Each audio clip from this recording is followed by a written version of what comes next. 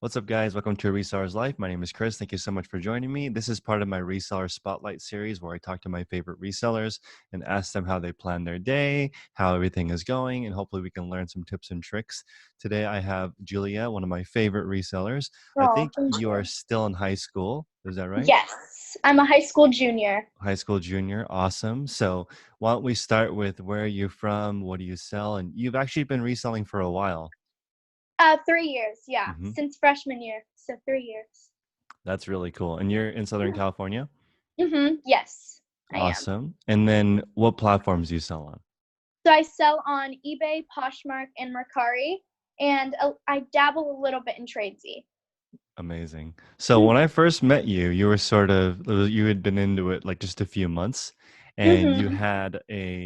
you had a listing habit going, you understood your profit, you were awesome. Now, how does your day work out? You have school, you also have friends and family, I'm assuming. How do you break up your day? So we're actually living in a weird time because now Mm-hmm. I don't have physical school. Mm-hmm. But basically, when I did have physical school, I school is definitely always my top priority. Mm-hmm. Then would come my business, and after that, friends, family, hobbies, everything like that. So I'd get home, I'd do my schoolwork. Sometimes I'd relax a little bit beforehand, and then I'd take pictures and list and package all my items and things like that. Awesome. So now with virtual school, is that for the rest of the year? Yes, they Wow. announced it last week. That's crazy. I know. Are your parents also working from home? No, my mom is still going to work. Yeah, my Okay. parents are both still going to work. That's cool. So is it odd not having any social interaction? Are you just home by yourself all day? Yeah, well, I'm grateful to have a little brother, so Mm-hmm. I'm not like talking to the walls yet, but Mm-hmm. I think that we're definitely I'm thankful to be living in a time where social media is a thing. Mm-hmm. Because I don't know what I'd do without being able to communicate with my friends 24/7 if Mm-hmm. I feel like it. So, yeah. That's great. Mhm. So you're still in school and school's your top priority. Do you have any specific goals with reselling? Yeah, right now I'm focusing a lot on this extra time on studying for the ACT actually, Mm-hmm. because that's coming up and that's a thing. But I'm definitely stepping up my game in reselling and trying to put in as much time as possible as I can. Although I'm not being able to source right now the way Mm-hmm. that I usually could, I'm trying to be more careful in listing as precisely as I can, as well as going over and making sure that everything in my stores are all lined up, no holes missing or anything like that. That is really smart. Being more precise right now because you don't have the ability to list more. Hmm. Are you doing any like housekeeping in your store? Are you revising or improving listings while you're waiting since there's less Yeah. sourcing? So I actually am going through my Poshmark and Mercari and making sure that they all my inventory is lined up, Hmm. because sometimes things go under the radar. eBay is my main platform. Hmm. So everything that I have on eBay, I know I have in inventory. So I'm cross-checking my Poshmark and my Mercari to make sure that I've deleted everything and things like that. So what happens when an item sells on Poshmark? Walk me through how do you end it on the other listings? What's your So procedure?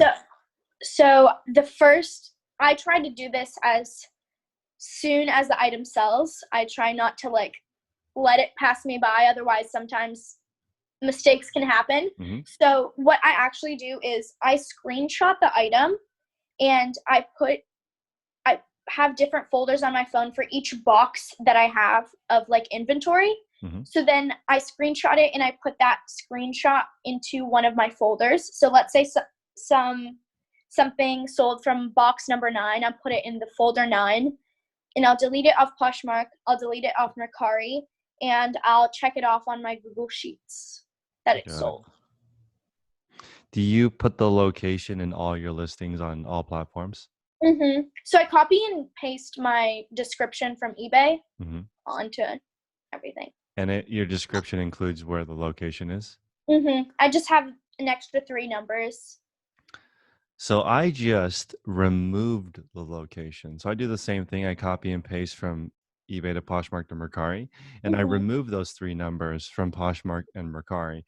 So I wouldn't be able to find it without ending the eBay listing. It was just something That's so smart. that I added so that I would force myself to always end it. So if it sells on Poshmark and Mercari, it always gets ended on eBay because I'm already there finding out where it is. And then I screenshot it. And then I'm trying to make sure it's a habit that that process, when I look up the location, I update the spreadsheet. I'm trying to combine those habits. Like Mhm. if you look up where the location is up, you're only doing that if something's sold. So Mhm. update that. So I love that process, and that is really smart, the screenshotting system, and you have a spreadsheet that makes me very happy. So let's talk about you've grown up with technology. Mhm. What distracts you from getting work done? And do you think of distractions and minimizing those? Definitely the distractions are the usual Instagram, Snapchat, Hmm. friends texting me, and me wanting to stop everything I do to respond. Hmm. So I, for minimizing, sometimes I like when I'm taking pictures, I can put my things on my phone on airplane mode. Um, I can't do that while I'm listing because that requires Wi-Fi.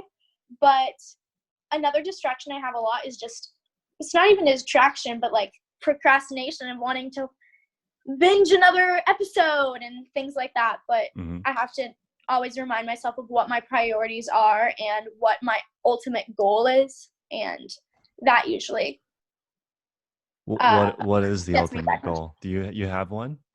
Well, I don't have a fixed goal at this moment of like Hmm. sometimes I have listing goals and such, but my ultimate goal is to end up being as successful as possible Got as it. I can myself. I remember when I first met you, you had a 10 listing a day goal. Yeah. Is that similar? So right now I don't have that because I only have one box of inventory left to photograph and I'm Hmm. so scared of it ending, Hmm. of like getting like losing all of that. And I'm definitely looking into more um, sourcing online so Hmm. that I'm able to have more of a death pile, as people say. That's great. So how have you started to learn that? How are you learning online arbitrage? So I tried Nordstrom Rack. Hmm. I bought a lot from Nordstrom Rack, but honestly, I don't know if just I'm used to larger margins because I'm Hmm. used to selling on used to thrifting, Hmm. or if I just need to source smarter. But I didn't really like the Nordstrom Rack thing. I thought it was just a little too complicated for such short margins. I agree. That's a little more challenging. You are going to get items that are brand new most of the Mm-hmm. time, so it's kind of a give and take. And of course, you live in California, so the thrifting is ample. You can get stuff for Mm-hmm. really cheap. I feel like if this ever does end, everyone's been spring cleaning a little bit. So I recommend you put up an ad um, saying, "Hey, are you doing spring cleaning? I'm a reseller and I can't shop right now. Maybe you can leave something on your doorstep, and we'll practice social distancing and let me know. Maybe you can buy some inventory without actually physically seeing a person. I don't know yet, but I know for sure." Right now, people are trying to be creative in ways they can meet people. You want to get Yeah. stuff pre-thrift store, and Mm-hmm. places like Nordstrom Rack are going to be a challenge because Yeah. those companies are getting killed. Mm-hmm. Yeah. So let Yeah. me The spring go ahead. cleaning idea has always been on my mind and everything. My mom's a little weary of that. I still need Of permission from course. my mom to do most things, but Hmm. she's a little weary of that because of like she's scared of having corona on it and the Yeah, I whole hear you.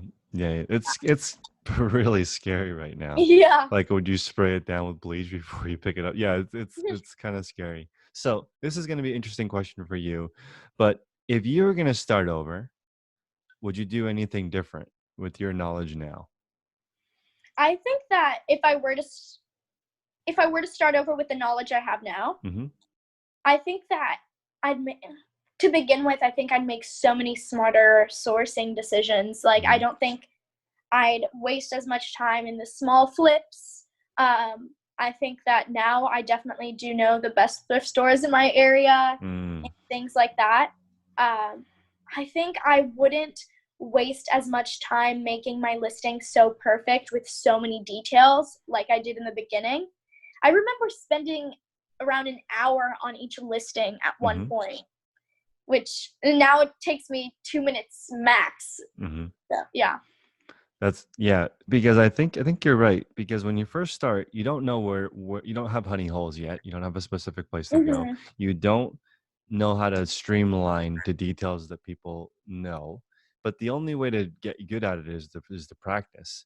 So you Mhm. practice from starting with an hour a listing down to 2 minutes a listing. That's awesome. Are you using Sell Similar? How are you building your listing? Yeah, I do sell similar, and I'm in just on my phone.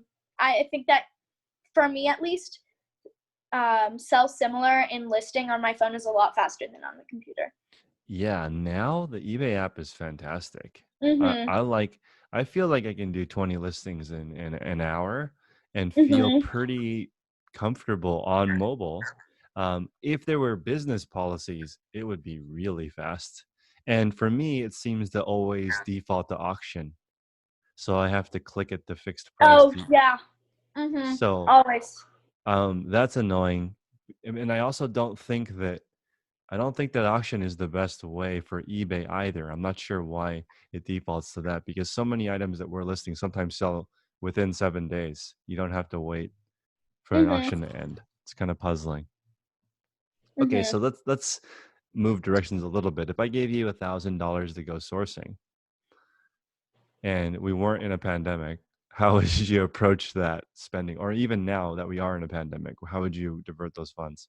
I think that I would use those $1,000 to buy something in bulk, honestly, Mm, because that's always something that I've always wanted to try. But the fact that I don't have just an easy $1,000 laying around to invest, it's always a fear of mine to buy something in bulk that doesn't work out perfectly. So I think that if I had those $1,000, I'd buy from a company that I could hopefully be successful in and buy mm. continuously. Wow, that's awesome. That's smart because and also like your parents both have business backgrounds. What Mm-hmm. what do they give you any advice or ideas on what you should do next? You have the basics down. So, um, both of my parents, they they they basically resell as well. Like my Hmm. mom sells Brazilian products, Brazilian food and stuff, Hmm. but none of them have worked with margins so low as mine. Because like they have never been able to buy a product for such a low price Right. to resell sometimes for what $7,500. Right. Um, so they're always puzzled with that. But my dad, he has more. Both of my parents have different viewpoints of how I should do my business. My dad thinks that I should. My dad is a fast nickel type of guy. Mm. So he thinks that I should just he tells me I should buy in bulk and sell a bunch. He is always asking me to start a store for his own line of Brazilian memorabilia. Hmm. But my mom is the type, she says, Julia, you don't need this money right now. List it high, leave it high. So Hmm. I think I take a little bit from both when it comes That to my business. that is such a cool conversation. And they also, since they're importing products, that's a skill that maybe you could learn as well if you want to start Mhm. getting products yourself that are your own brand. Mhm. Have you thought about making your own brand of something? Um. Well, I've definitely had conversations with my dad about going to China with him because Hmm. he goes annually Hmm. for his own products. Maybe I wouldn't start my first product the first trip down there, but just I think that one trip down there would open up my mind so much on ideas and things I could do. Um, so I don't know. I've always relied so much on branding and brand names that it honestly scares me to start something of my own. I know. I think of it as like standing on someone's shoulders when you get a really good brand, because they've already Mhm. put in literally millions of dollars of work to make that brand valuable, right? And Mhm. especially you're in SoCal, you can see like the power of marketing. They can push something and then nationwide it becomes a trend. Mhm. It is and then you can just buy that at the thrift store. Yeah. So it's and people will literally buy something that's $400 MSRP, and that sells for 75 used, and it's essentially garbage to them. They'll just throw it away. There's so many brand new with tags items on the market, Mhm. which is pretty cool. Okay, so now Yeah. you have the balance of maybe your dad's thinking of fast nickel versus slow dime. For you, do you look at like growing your store size? Do you look at growing the amount of your store, like a higher ASP? What is you, or both? How do you look at your store? In when I look at my store's future from very far away, I actually, with this more time, I want to sit down and come up with a business plan for this. Mm-hmm. What I do see is kind of starting a name for myself, like for my store, and opening up some type of Shopify Mm, and and um, and having an Instagram following where I've always found influencer marketing so interesting, and mm-hmm. I'd love to try that because I really do think that pre-loved clothing is like the future. So Mm-hmm. I that's always something super interesting to me. But I do think that I need to come up with actionable steps to get there. Last time I talked to you, your friends weren't like super into it. Have they changed their tune? Do they like reselling more now that have watched you do it for a while? That's actually funny because about a month or two ago, planned I'm on my YMCA's youth advisory council. I'm a board member of my local Mm, YMCA. So I'm president of the youth advisory council, and we planned a flea market for all the teens in my town. And I had so many friends come with their old clothes and everything, and it was just a flea market where um, all the teenagers of the town were just like digging each other's clothes and buying it for super cheap. And mm-hmm, they all were looking at me like, wow, I feel like an entrepreneur, Julia. I'm like, I know, it's the best feeling, isn't it? mm-hmm. No, that I love it. And I do think Yeah. you're right. The brand, even trading clothing, sustainable, being frugal, that's all becoming really Mhm. cool. Secondhand is now sometimes better. There's a better story. Where did you get it? How did you put the outfit together? I know another high schooler that she makes more money than her mom only selling on Instagram and Wow. only to her following. And she models all of it. And it's either her size or bigger. If it's bigger, it's oversized. If it's her size, it's her size. And the descriptions are clear. And I think she's doing $10,000 a month gross with Wow. clothing. But get this, it is um let's see. It's all modeled by her. It's only 2,500 followers. Wow. What's her Okay. name? I'm I'll gonna. I'll DM her Oh, her Instagram.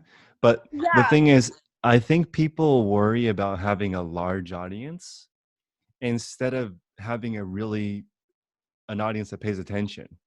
And she's Mhm. like, "What kind of clothes do you guys like?" She's built the following slowly, and she's like, "Okay, I will look for your style." She has Yeah. repeat customers, and then she started. Okay, looks like my friends want to buy this type of style. She's going down to LA. She's up here in NorCal. Her mom will drive her down to LA. They'll get some styles that are similar.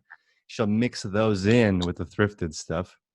And I'm thinking, this is so interesting because she's not trying to be famous. She's trying to get a curated closet for a certain Mhm. brand. I'm like, That's that's so incredible. interesting Very because interesting. curation is really Hmm.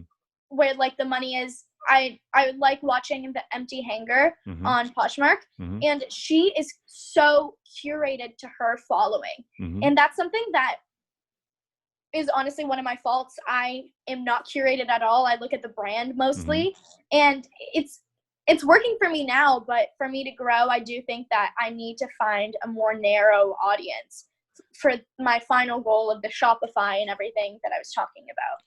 If you go narrow, a few things happen. You can charge more.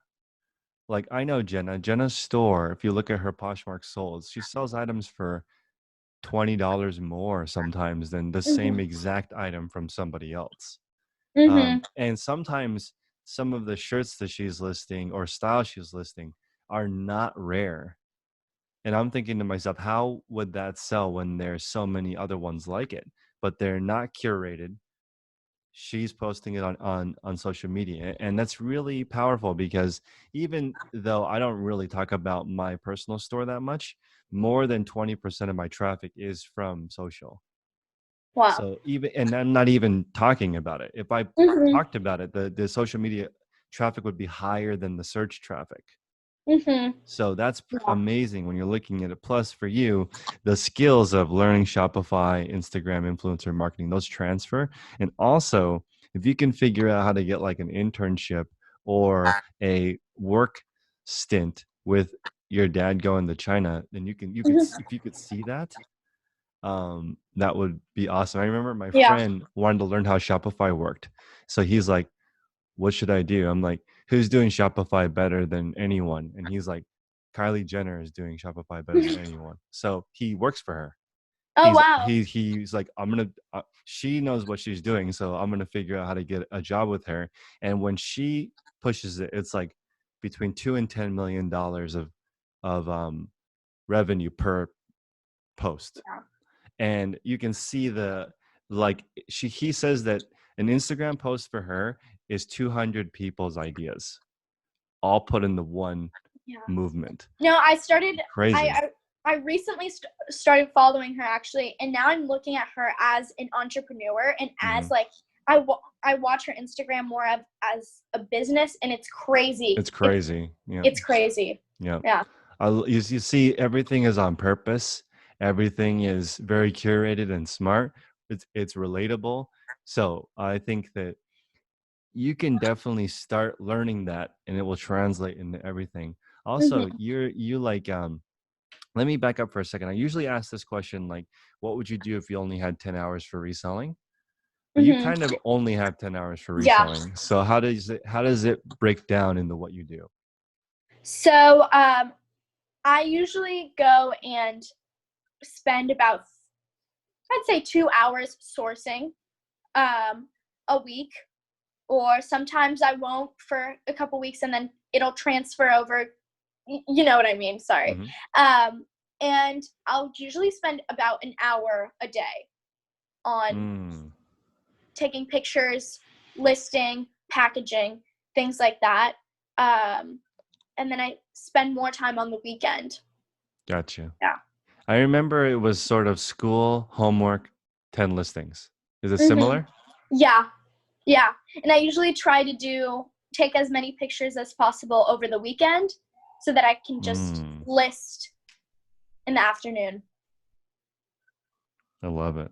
I'm taking notes. This is really good because it's good to have. I mean, you have some systems set up because that if you have stuff already prepped and you have some time, you can get right in the listing and if you've already Hmm. prepared photographs. Hmm. Yeah. Um, what does the space look like? Do you have it? Where is your reselling? Is it all in your room? So it's kind of mixed in my room and my mom's. Mm-hmm. So it was originally just in my mom's room. I had a mannequin in the corner. She kept complaining. Mm-hmm. So when I bought a ring light, I put it into my room. So I just Mm-hmm. have like a corner of my room where I have my mannequin and my ring light. But my mom has a really cute white rug on in her room. So I Mm-hmm. use that when photographing bottoms. Mm-hmm. And all of my boxes are in um, different dressers in my mom's room. Mm. So And yeah. those are all locations that you have in your listing. Yeah. Like each box is labeled. So do you have a reseller crew? Do you talk to any other resellers or who do you get your information from? Is it all on social? I don't. It's I get a lot of my information on social, but I wouldn't say I have a reseller crew. I don't really talk personally to a lot of them. Fair enough. So now this is the final question, and this may be a hard question, but what one thing could you do you think that would influence your resale business the most? I think that once I learn how to get bulk inventory, I think that everything's going to change for me. Oh, you disappeared. I don't know what happened. Hold on a second.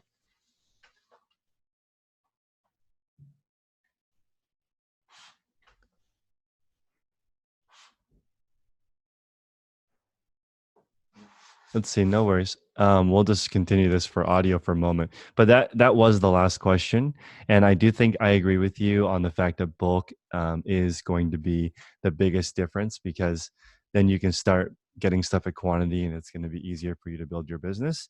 So before we head out, what is the best way for people to reach out to you if they want to get in contact with you?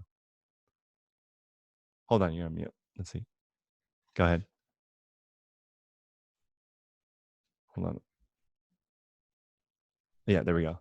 Okay, sorry, I don't know how I got muted. Okay. No worries.